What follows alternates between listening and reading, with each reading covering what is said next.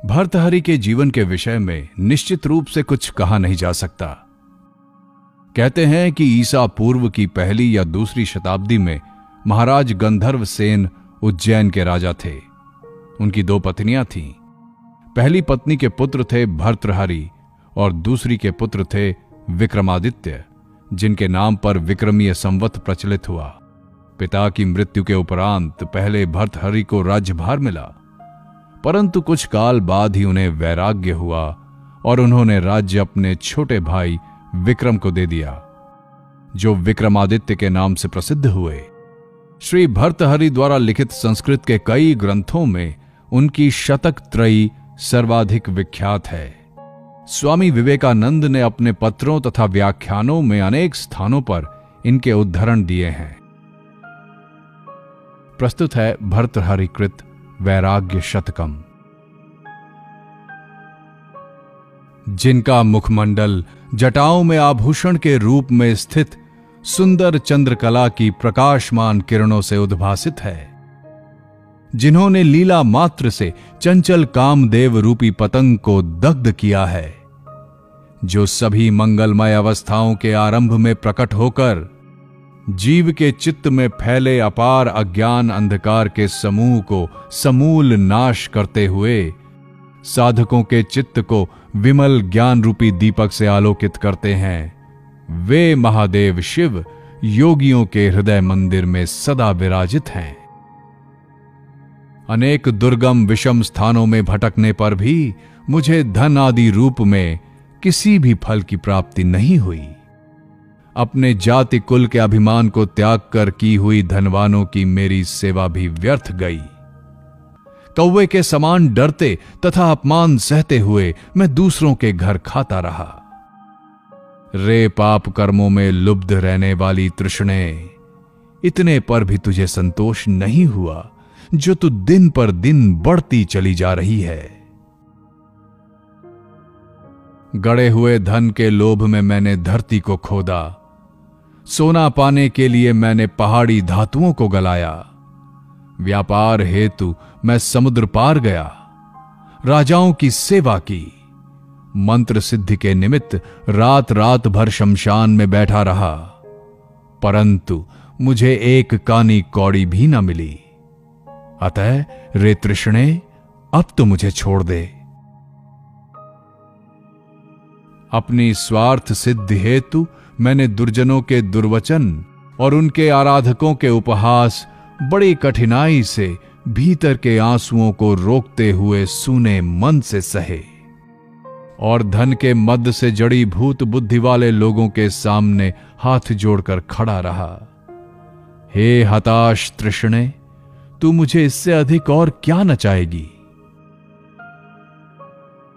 कर्तव्य अकर्तव्य के विवेक से शून्य होकर हमने पद्म पत्र पर पड़े जल के समान चंचल इन प्राणों की रक्षा के लिए क्या क्या नहीं किया, अर्थात सारे दुष्कर्म किए। यहां तक कि धन के मद में चूर धनिकों के सामने निर्लज होकर अपना गुणगान करने का पाप भी हमने किया। हमने वास्तविक क्षमा भाव से क्षमा नहीं किया, संसार के विविध सहज लभ्य सुखों की तुच्छता समझकर संतोष पूर्वक उनका त्याग नहीं किया, बल्कि मजबूरी में किया।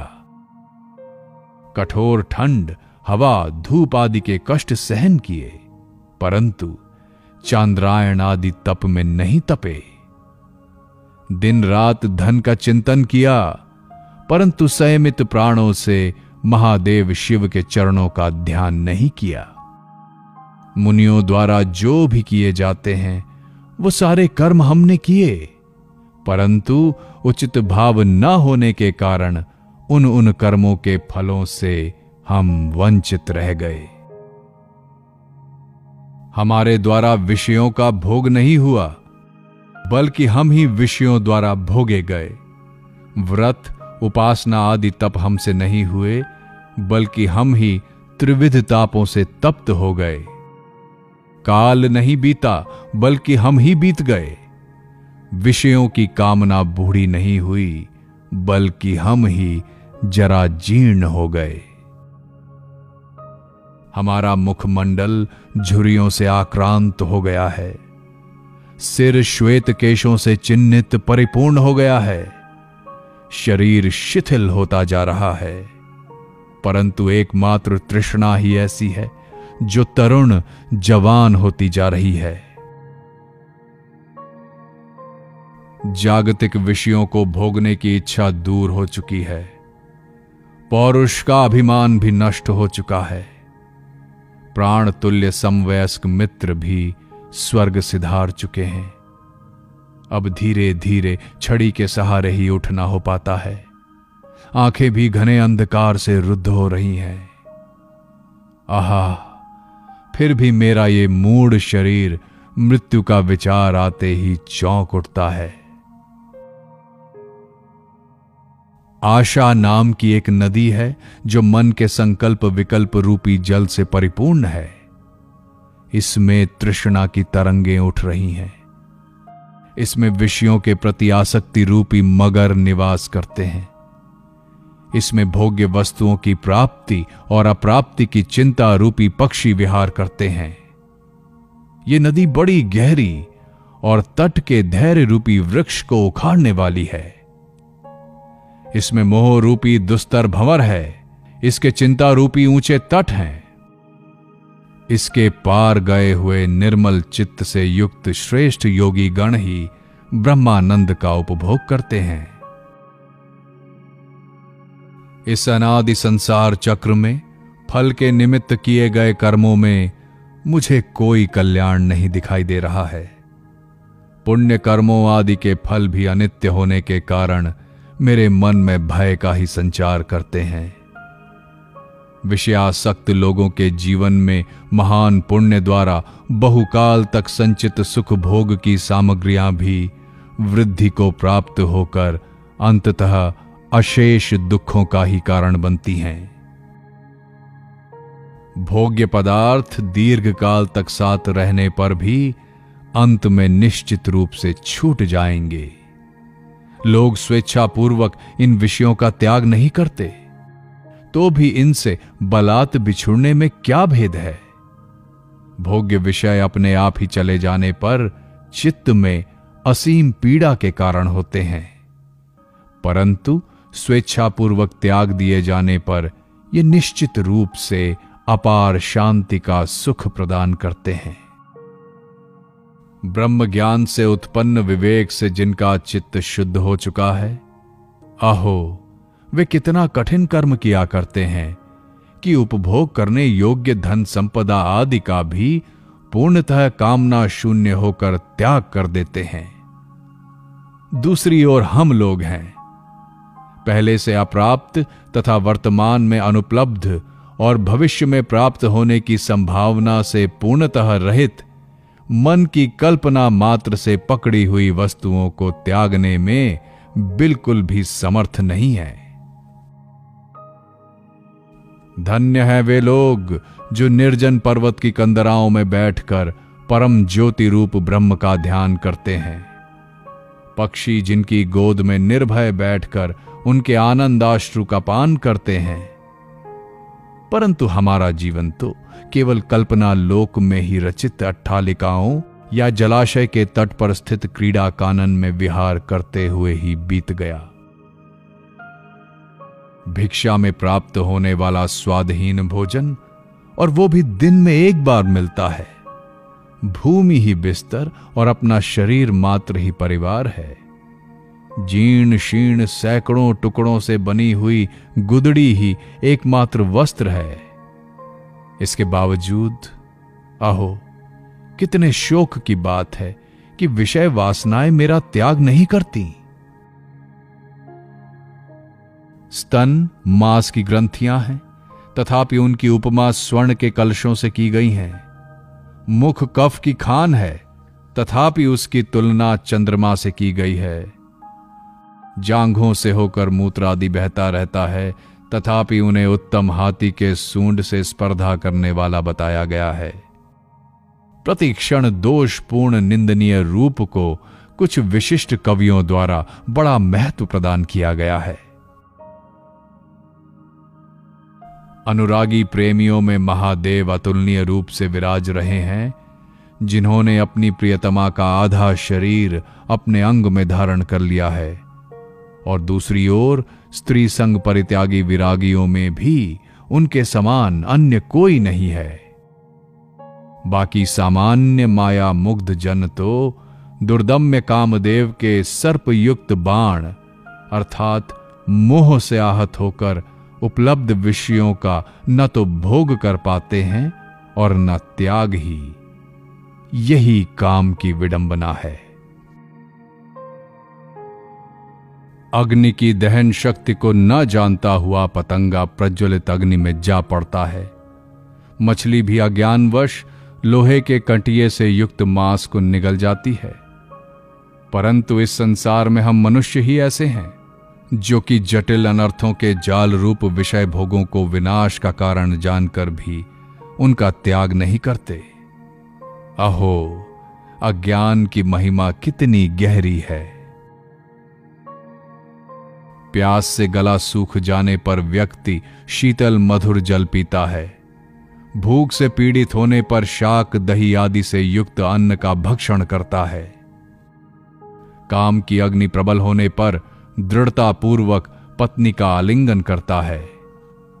व्याधि के प्रतिकार हेतु विपरीत बुद्धि का अवलंबन करने को ही लोग सुख मान बैठते हैं।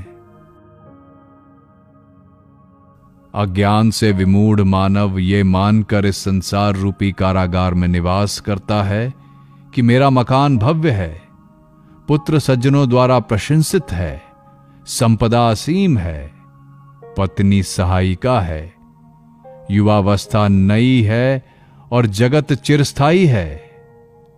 परंतु धन्य है वो व्यक्ति जो इन सब को क्षणभंगुर समझकर त्याग कर देता है।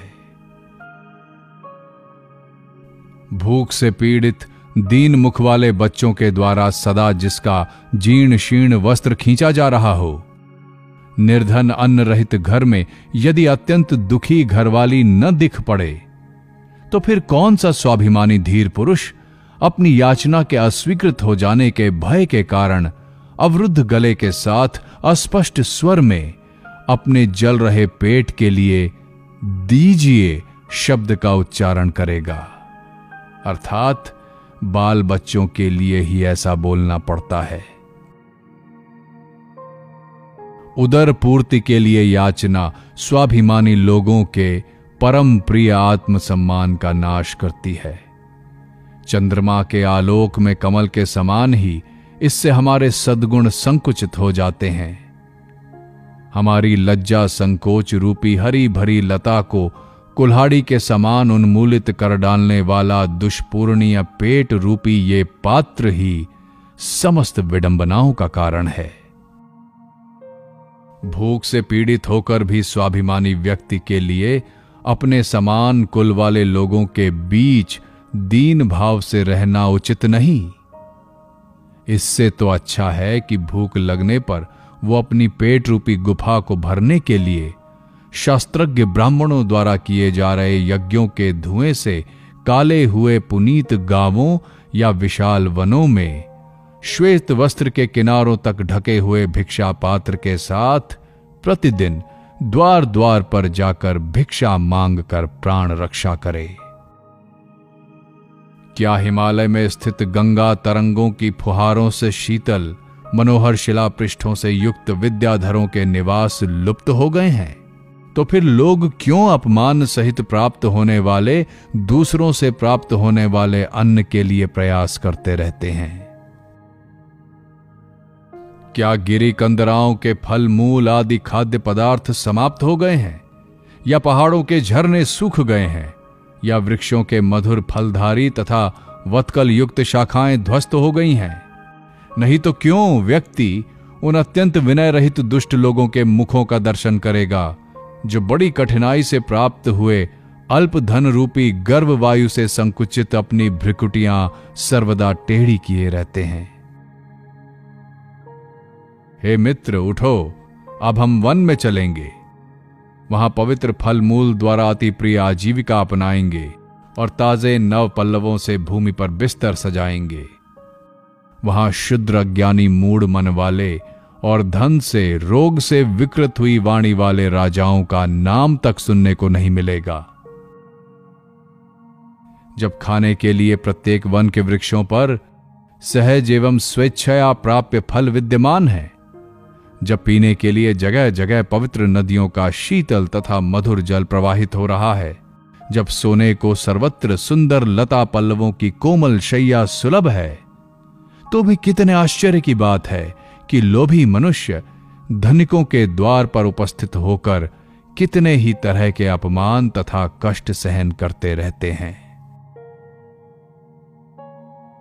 बीच बीच में ध्यान टूटने पर पर्वत की गुफा में पाषाण की शैया पर विश्राम करते हुए अंतःकरण में सहज भाव से स्फुरित होने वाली हंसी के साथ मैं उन लोगों के दिनों की याद करता हूं जो धनवानों के द्वार पर याचना के दुख से पीड़ित हो रहे हैं और जिनकी बुद्धि भोगों की प्राप्ति के लिए हीनता को स्वीकार कर रही है। जो लोग दैवलब्ध जो भी मिल जाए सदा उसी में संतुष्ट रहते हैं, उनका आनंद कभी विच्छिन्न नहीं होता बल्कि बढ़ता जाता है। और बाकी लोग जिनका चित्त धन लोभ से आकुल है, उनकी तृष्णा दूर नहीं होती बल्कि बढ़ती जाती है। ऐसी स्थिति में स्वयं में ही स्वर्ण महिमा से महिमान्वित परम संपदा के भंडार मेरु पर्वत को ब्रह्मा ने किसके लिए बनाया है? क्योंकि उससे न तो संतोषी व्यक्ति के सुख में वृद्धि होती है और न ही लोभी की तृष्णा ही शांत होती है। ऐसा वो मेरु पर्वत मुझे तो जरा भी नहीं रुचता। भिक्षा का भोजन दैन्य रहित है, अति सुखकारी है, सभी प्रकार के भयों को मिटाता है, ईर्ष्या मद अभिमान आदि दुर्गुणों को दूर करता है, दुखों के प्रवाह का नाश करता है, प्रतिदिन सर्वत्र सहज ही प्राप्त होता है, पवित्र है और साधुजन को प्रिय है। ये भगवान शिव का खुला हुआ सदाव्रत का अक्षय कोश है। अतः महान योगी गण इस अन्न क्षेत्र की प्रशंसा करते नहीं थकते। विषयों के भोग में रोग का भय बना रहता है, उच्च कुल में आचार के भ्रष्ट होने का, धन संचय में शासक द्वारा छीन लिए जाने का, अत्यधिक मान सम्मान में अपमानित होने का, शौर्य वीरता में शत्रु से हार जाने का, शारीरिक सौंदर्य में बुढ़ापे का, शास्त्रों के पांडित्य में प्रतिवादी से पराजित होने का, विद्या विनय दान धर्म आदि सद्गुणों में दुष्टों द्वारा निंदा का, और शरीर धारण के विषय में यम अर्थात मृत्यु से भय बना रहता है। इस प्रकार इस संसार में मनुष्यों के लिए सारी वस्तुएं भय से ही परिपूर्ण हैं। एकमात्र वैराग्य ही अभय प्रदान करने वाला है। जीवन को मृत्यु ने, अति शोभामय यौवन को बुढ़ापे ने, चित्त के संतोष को धन लिप्सा ने, संयम के सुख को प्रगल्भ नारियों के हाव भाव ने, विद्या विनय आदि गुणों को ईर्ष्यालु व्यक्तियों ने, वनस्थली को सर्पों ने, राजा को दुर्जन सभासदों ने और ऐश्वर्य को अस्थिरता ने ग्रस्त कर रखा है। इस जगत में ऐसी कौन सी वस्तु है जो किसी अन्य के द्वारा ग्रस्त ना हो। विविध प्रकार के सैकड़ों शारीरिक तथा मानसिक रोग मनुष्य का स्वास्थ्य चौपट कर डालते हैं। जहां भी संपदा विद्यमान है, आपदाएं मानो वहां खुला द्वार पाकर प्रविष्ट हो जाती हैं। विवश होकर बारंबार जन्म लेने वाले मनुष्य को मृत्यु शीघ्र ही निगल जाती है। अतः निरंकुश विधाता के द्वारा भला ऐसी कौन सी वस्तु निर्मित हुई है जो चिरस्थायी हो, अर्थात कुछ भी स्थिर या स्थायी नहीं है। इंद्रियों के भोग्य विषय उच्च तरंगों में बिखरने के समान चंचल हैं। प्राण भी क्षण भर में नष्ट होने वाले हैं। प्रेमिकाओं में विद्यमान यौवन के सुख की अभिव्यक्ति भी कुछ दिनों के लिए है। अतः हे उपदेशक विद्वानों, इस अखिल विश्व को ही निस्सार समझकर सब पर कृपा युक्त चित्त के साथ सबके उपकार की चेष्टा में मनोयोग करो। देहधारियों के लिए विषय भोग मेघमाला के बीच चमकती हुई तड़ित के समान चंचल है।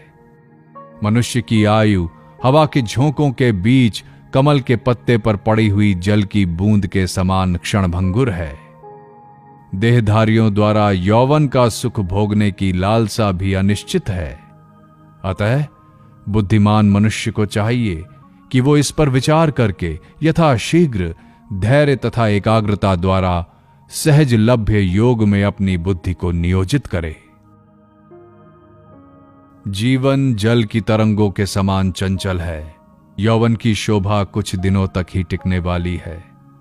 धन धन्यादि संपत्तियां मन में उठने वाले संकल्प विकल्पों के समान ही क्षणभंगुर हैं। भोग्य विषयों का प्रवाह वर्षा काल में कभी कभी चमकने वाली विद्युत माला के समान है। अपने प्रियाओं का आलिंगन भी चिरकाल तक नहीं रहता।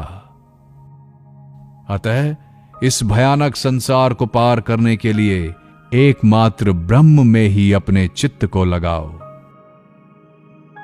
गर्भवास के समय मनुष्य मलमूत्र से पूरित अपवित्र स्थान में शरीर को सिकोड़े रहता है।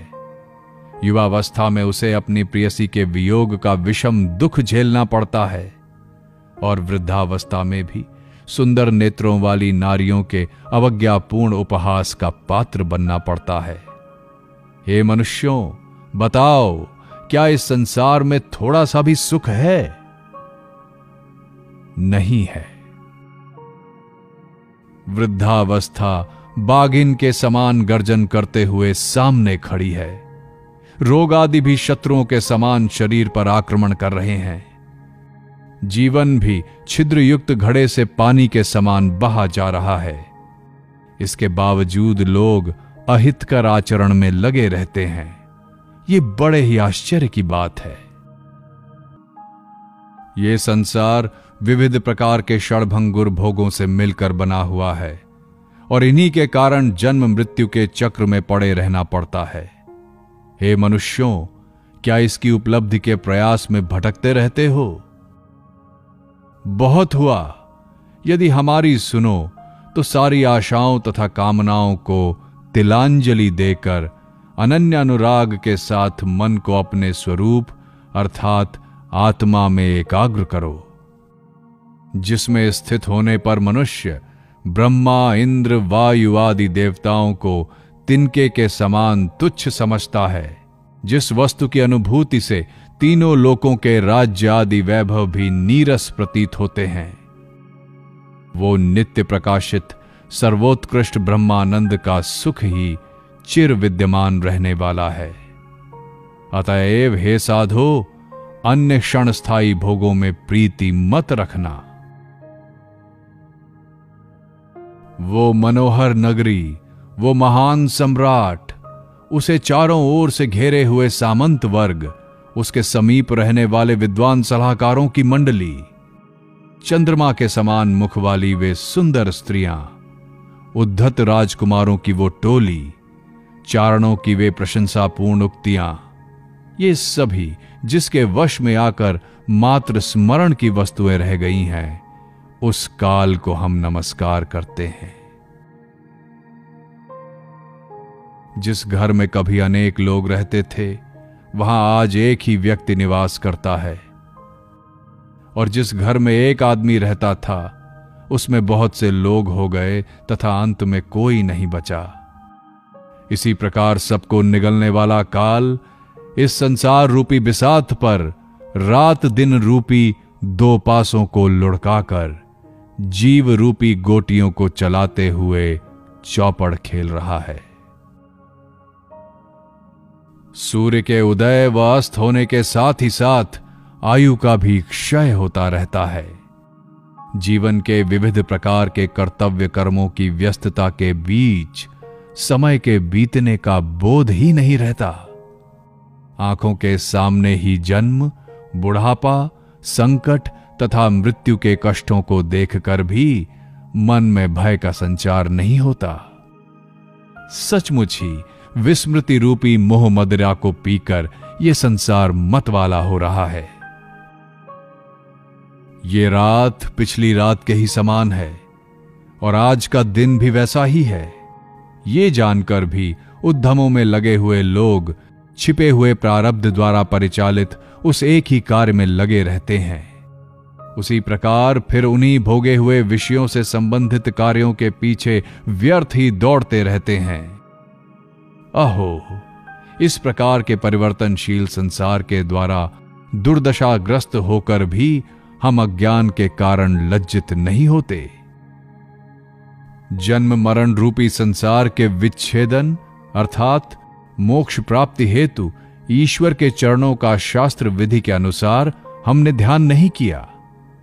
स्वर्ग द्वार के किवाड़ों को खोलने में सक्षम धर्म का भी हमने उपार्जन नहीं किया। सपने में भी हमने पीन पयोधरों वाली नारी का आलिंगन नहीं किया। हम तो केवल माता के यौवन रूपी पुष्पित उद्यान का उच्छेदन करने के लिए कुल्हाड़ी के रूप में ही जन्मे हैं। प्रतिवादियों को हराने में सक्षम विनय आदि गुणों से युक्त अभ्यसीन वेदादि विद्या का हमने अध्ययन नहीं किया। हाथियों के मस्तक तथा पीठ आदि को विदीर्ण करने वाली तलवार की नोक से अपनी कीर्ति को स्वर्ग तक नहीं पहुंचाया। चंद्रमा के उदय काल में कांता के कोमल पल्लवों रूपी अधर रस का भी पान नहीं किया। आहा, निर्जन भवन में स्थित दीप के समान हमारी तरुणाई निरर्थक ही चली गई। हमने दोष रहित मोक्षदायिनी शास्त्र विद्या को आयत्त नहीं किया। धन का भी उपार्जन नहीं किया। संयमित चित्त से माता पिता की सेवा भी नहीं संपन्न की और सपने में भी चंचल तथा कानों तक फैले विशाल नेत्रों वाली प्रियतमा का आलिंगन नहीं किया। हमारी ये जाती हुई आयु कौवे के समान दूसरों के द्वारा दिए हुए अन्न की लालसा में ही बीत रही है। जिन माता पिता से हमारा जन्म हुआ वे कब के काल के गाल में समा चुके हैं। जिन सगे संबंधियों मित्रों तथा परिचितों के साथ हम बड़े हुए वे भी परलोकगत होकर बस स्मृतियों के झरोखों में रह गए हैं।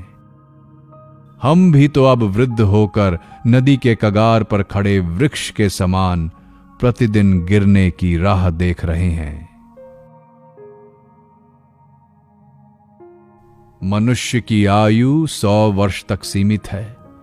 उसका आधा भाग तो रात को सोते हुए बीत जाता है।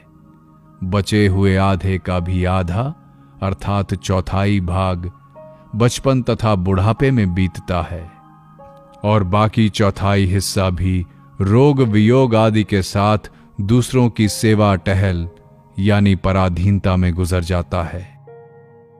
प्राणियों को इस जीवन में सुख मिलता ही कब है, अर्थात विचार करने पर सुख कहीं नहीं दिखता। रंगमंच पर अभिनेता के समान मनुष्य क्षण भर बचपन में गुजरने के बाद क्षण भर युवक के रूप में काम रस का उपभोग करता है।